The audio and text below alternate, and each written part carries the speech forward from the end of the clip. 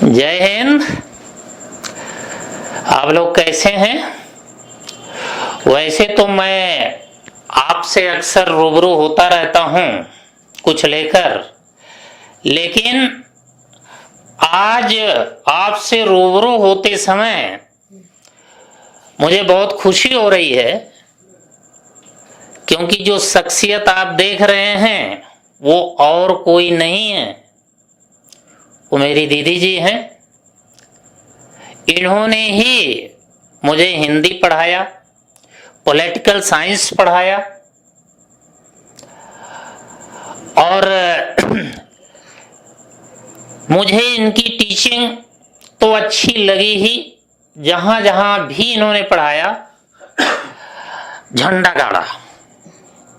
इसलिए मेरी कोशिश बहुत दिनों से है कि मैं आप लोगों के समक्ष इन्हें YouTube पर लाऊं।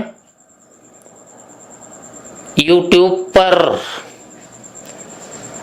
थोड़ा इनको हिचकिचाहट भी हो रही थी, लेकिन मैंने बहुत बहुत बहुत कोशिश की, तब आपके समक्ष ये आई हैं। इसलिए आप लोग उसी तरह सहयोग और समर्थन इनको देंगे जिस तरह का सहयोग और समर्थन आपने हमें दिया। इससे निश्चित तौर पर आप लाभान्वित होंगे और मैं गौरवान्वित होऊंगा। धन्यवाद। अब आप लीजिए और पढ़िए।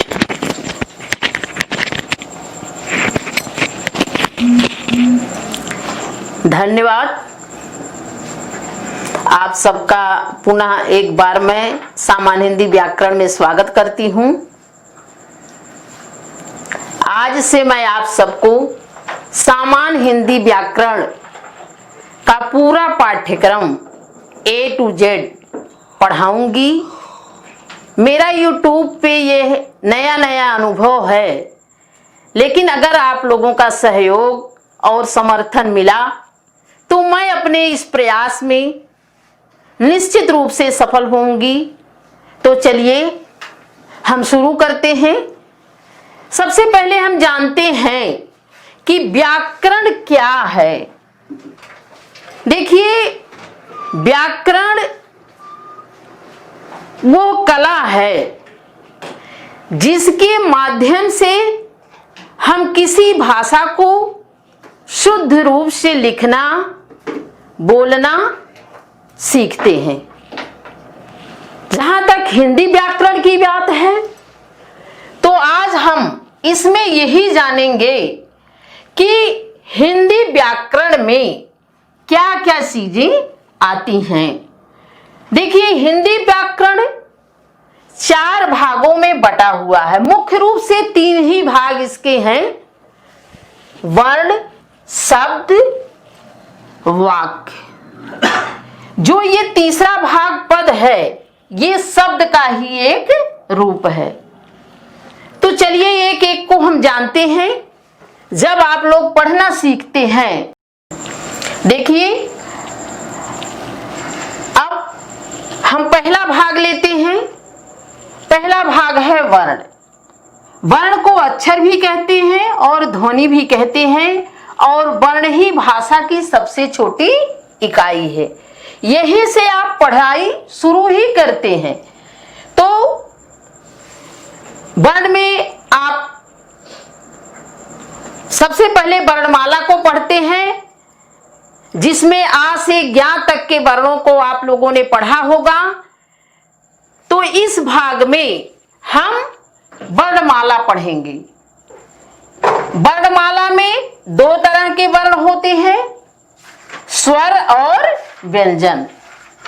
स्वर सबसे पहले यहीं से आप लोगों ने शुरू किया होगा। छोटा, बड़ा, छोटी, बड़ी, यही स्वर है। तो आप इसमें स्वर और व्यंजन वर्णों के बारे में पढ़ेंगे, उनके भेद पढ़ेंगे, स्वर और व्यंजन का वर्गीकरण पढ़ेंगे, उनका उच्चारण स्थान पढ़ेंगे। इसके बाद आप अनुस्वार और अनुनासिक, अंक बिंदी और चंद बिंदी के बारे में इसमें आप पढ़ेंगे और इसके बाद आप इसमें पंचमाक्षर पढ़ेंगे। तो इस तरह से जो वर्ण का भाग है इसमें आप वर्णमाला, स्वर, व्यंजन, स्वर और व्यंजन का वर्गीकरण, उच्चारण स्थान, अनुस्वार, अनुनासिक और पंचमाक्षर, इतनी चीजें आप जो हैं वो वर्ण के अंतर्गत पढ़ेंगे। दूसरा भाग जो है शब्द। शब्द जो है वो वर्णों के मेल से ही बनते हैं। सार्थक वर्णों का समूह शब्द कहलाता है। अब शब्द में आपको क्या क्या पढ़ना है? शब्द में मूल रूप से आपको शब्द भेद और शब्द रचना। आपकी पूरी हिंदी भाषा जो है वो शब्दों से भरी पड़ी है। इसमें अनेक तरह के शब्द हैं और आप उन शब्दों से परिचित भी होंगे। तो शब्द भेद में आपको जो है पूरी शब्दावली पढ़ना है।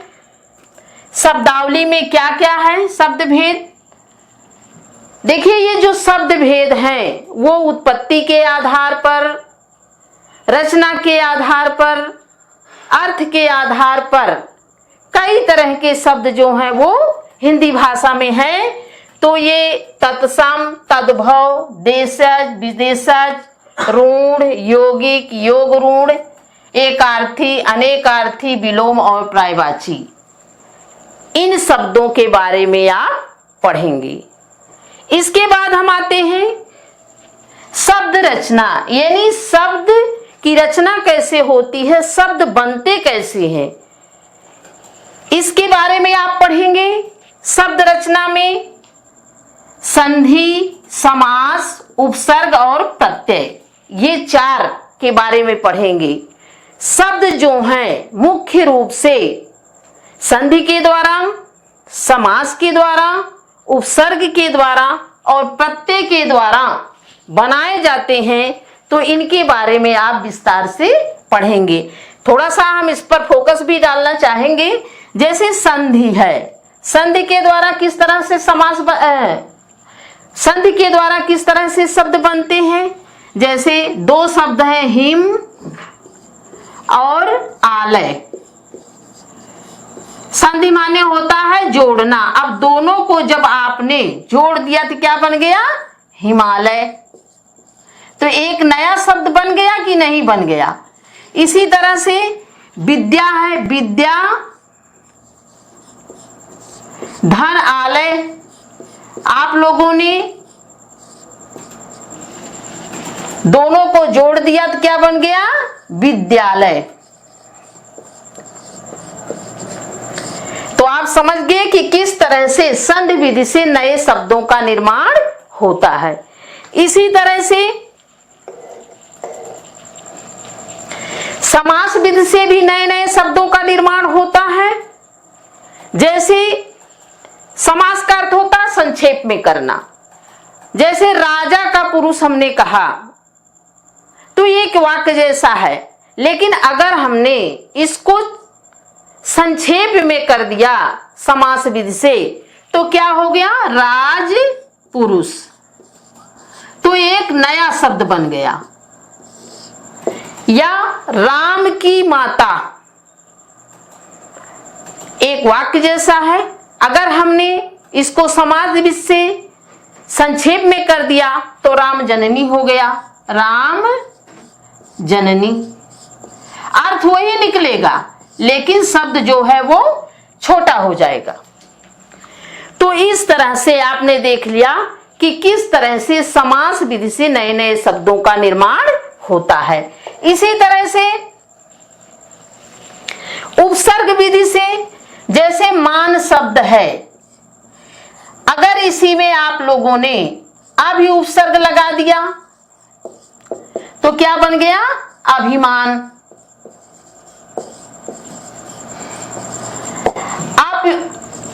आप उपसर्ग लगा दिया मान शब्द में तो क्या बन गया? अपमान।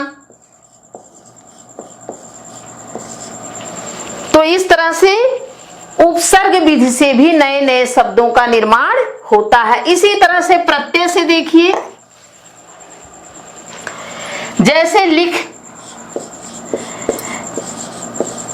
क्रिया है और इसमें अत प्रत्यय आप लोगों ने जोड़ दिया तो क्या बन गया? लेखक।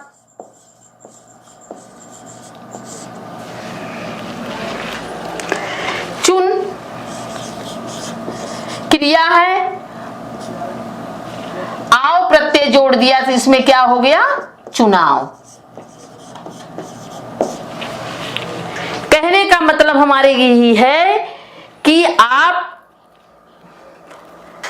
संधि विधि से, समास विधि से, उपसर्ग विधि से और प्रत्यय विधि से सीखेंगे कि किस तरह से नए नए शब्दों का निर्माण होता है और इसको विस्तार से पढ़ेंगे। अब हम आते हैं पद। देखिए, हमने पहले भी बता दिया कि शब्द का एक रूप ही पद है। जब शब्द जो है वाक्य में प्रयुक्त हो जाता है तब वो शब्द ना रह करके पद कहलाने लगता है, क्योंकि उसको कई पदवी मिल जाती है। इसको हम थोड़ा सा समझाते हैं आपको। जैसे राम पढ़ता है,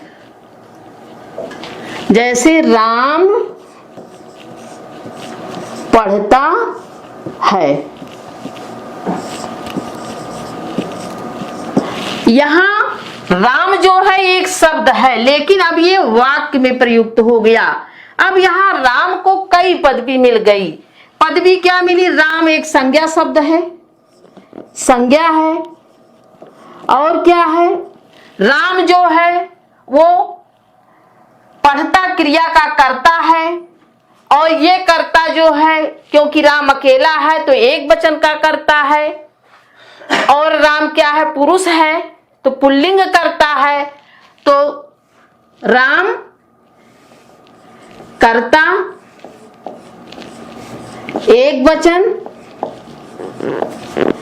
और पुल्लिंग करता, पुल्लिंग है। तो इस तरह से राम को कई पदवी मिल गई।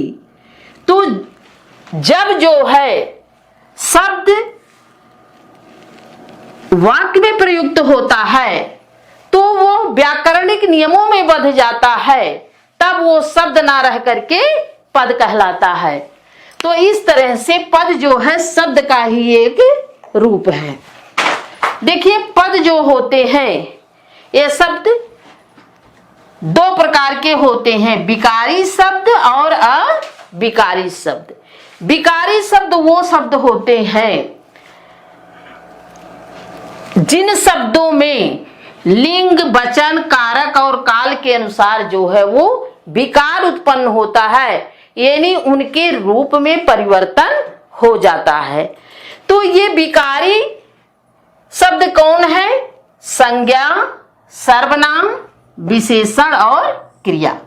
इसके बारे में आपको पढ़ना है विस्तृत रूप से। और इसमें जो विकार उत्पन्न होता है वो लिंग, वचन, कारक और काल के कारण जो है विकार उत्पन्न होता है। तो इसके अंतर्गत आप लिंग, वचन, कारक, काल और वाच्य को भी इसमें आप पढ़ेंगे। एक उदाहरण के द्वारा हम इसको समझाते हैं। जैसे लड़का पढ़ता है, लड़का पढ़ता है।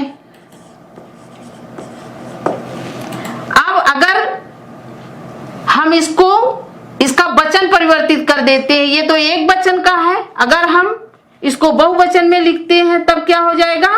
लड़के पढ़ते हैं।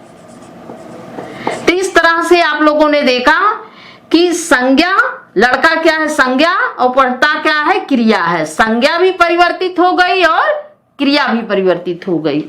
किसके कारण? वचन परिवर्तन करने के कारण। इसी तरह से लिंग परिवर्तित होता है, या कारक के परिवर्तन से या काल के परिवर्तन से भी इनका रूप जो है परिवर्तित होता रहता है, इसीलिए इन्हें विकारी शब्द कहते हैं। ये विकारी शब्द जो है उसमें आपको संज्ञा, सर्वनाम, विशेषण, क्रिया के बारे में पढ़ना है और जिसके कारण उसमें विकार उत्पन्न होता है लिंग, वचन, कारक, काल और वाचक के बारे में आपको पढ़ना है। पद में दूसरा है अविकारी शब्द। अविकारी यानी जिसमें विकार उत्पन्न नहीं होता। लिंग, वचन, कारक, काल के कारण जिसमें विकार उत्पन्न नहीं होता है वो अविकारी शब्द होते हैं। अविकारी में आपको क्रिया विशेषण, समुच्चय बोधक, अव्यय, संबंध बोधक, निपात, संबोधन आदि के बारे में विस्तृत रूप से पढ़ना है और इसके साथ ही साथ पद परिचय जो है आप इस भाग में पढ़ेंगे। अब अगला भाग है वाक्य। शब्दों से ही वाक्य बनता है। सार्थक शब्दों का समूह जो है वाक्य कहलाता है। अब वाक्य में आपको क्या पढ़ना है? वाक्य में वाक्य के भेद पढ़ना है। आपकी परीक्षा में अशुद्ध संशोधन आता है, वाक्य दिया रहेगा उसमें कुछ ना कुछ अशुद्धि रहेगी, उसको आपको संशोधित करना रहता है, शुद्ध करना रहता है। तो इसमें आप जो है अशुद्ध संशोधन पढ़ेंगे, वर्तनी शुद्धिकरण पढ़ेंगे, विराम चिन्ह, कहाँ पूर्ण विराम लगाना है, कहाँ अल्प विराम लगाना है, तमाम तरह के विराम चिन्ह होते हैं उसके बारे में पढ़ेंगे और साथ ही साथ जो है मुहावरे और लोकोक्तियां जो है आप इसमें पढ़ेंगे। तो इस तरह से जो ये पूरे हिंदी व्याकरण के 4 भाग हैं, इन चारों भागों में पूरा हिंदी व्याकरण का पाठ्यक्रम जो है वो समाहित है और हम आपको इन चारों भागों को एक क्रम से जो है पढ़ाएंगे।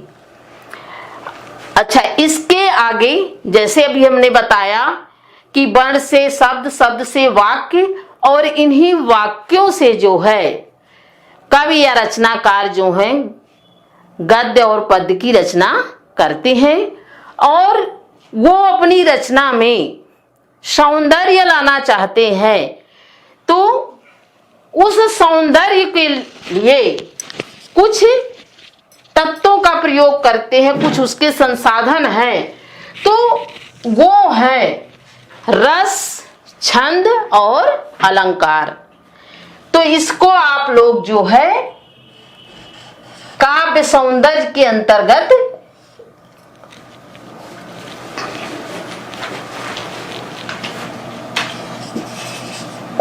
काव्य सौंदर्य के अंतर्गत रस, छंद और अलंकार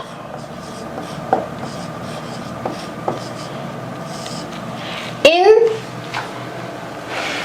चीजों को भी आप हिंदी व्याकरण के अंतर्गत पढ़ेंगे। तो आज हमने आपको बता दिया कि हिंदी व्याकरण के अंतर्गत आपको क्या क्या पढ़ना है, जहां से आपकी परीक्षा में प्रश्न पूछे जाते हैं और कमोवेश हर परीक्षा में जो है यही से प्रश्न आते हैं। अब अगले दिन हम आपको वर्ण से जो है हिंदी व्याकरण की शुरुआत करेंगे और यह क्रम जो है वो बना रहेगा। हम इधर उधर से नहीं पढ़ाएंगे, एक क्रम से आपको पढ़ाएंगे जिससे पूरे हिंदी व्याकरण का आपको ज्ञान हो जाए और हम अपने प्रयास में जो हमने आपके लिए शुरू किया है उस प्रयास में हम सफल हों। आज के लिए बस इतना ही। धन्यवाद।